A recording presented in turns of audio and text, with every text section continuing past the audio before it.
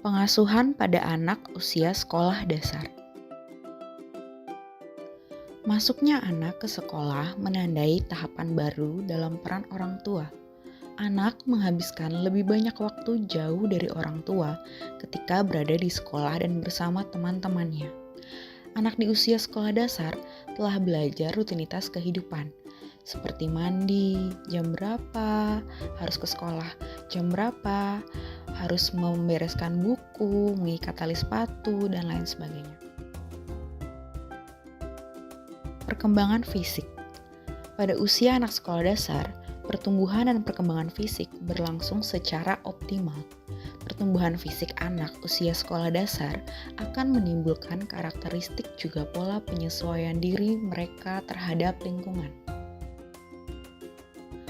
Tinggi badan, berat badan, dan motorik anak. Pada usia 5 tahun, tinggi anak sekitar 42 inci dan beratnya 40 hingga 45 pon. Pada usia 10 tahun, tinggi menjadi 52 inci dan berat sekitar 75 hingga 80 pon.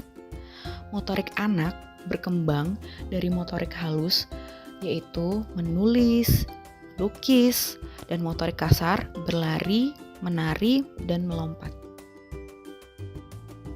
Perkembangan intelektual. Anak belajar untuk memberikan alasan secara umum. Anak mengatur tugas dan fungsinya secara lebih mandiri. Anak mendapatkan pengetahuan pada usia ini.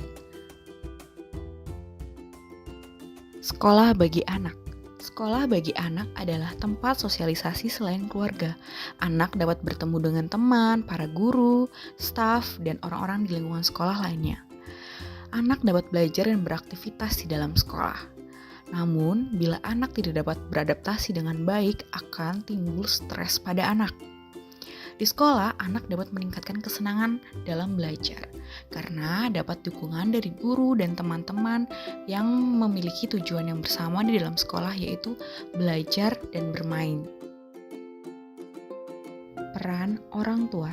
Yang pertama, sumber daya yang dimiliki orang tua, contohnya secara ekonomi, dapat meningkatkan kecerdasan anak dengan memberikan sekolah yang berkualitas.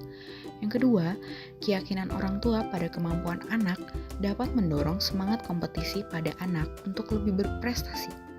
Yang ketiga, keterlibatan orang tua dalam pembelajaran anak meningkatkan kepercayaan diri anak terhadap kemampuan mereka. Yang keempat, kemampuan orang tua untuk bersikap tenang dan positif dalam membantu anak dapat menjaga kepercayaan diri anak mengenai kemampuan belajarnya. Yang terakhir, orang tua dapat menjadi penasihat saat terjadi kesulitan akademik maupun sosial. Peran sekolah. Anak mengembangkan kasih sayang yang kuat pada guru dan sekolah ketika mereka terlibat secara aktif dalam proses pembelajaran, serta mereka memiliki kesempatan dan penghargaan karena mengembangkan kompetisinya.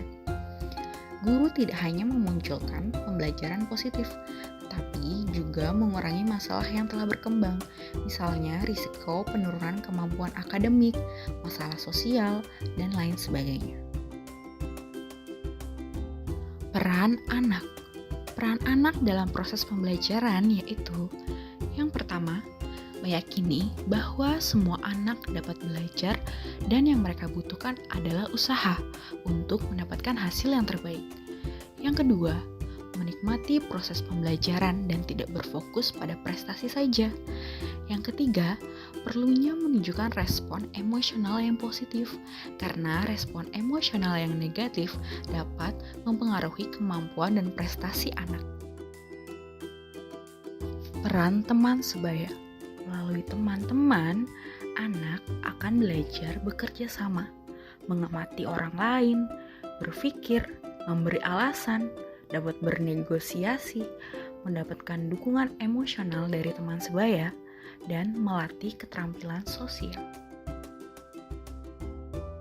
Dengan demikian dapat disimpulkan bahwa setiap lingkungan yang ada di sekitar anak pada usia ini dapat memberikan dampak secara langsung baik dalam bidang akademik maupun sosial. Semakin positif peran lingkungan yang dimiliki anak, maka semakin baik anak dapat bertumbuh dan berkembang dalam sosial maupun prestasi dalam akademik. Sekian untuk pembelajaran hari ini. Terima kasih.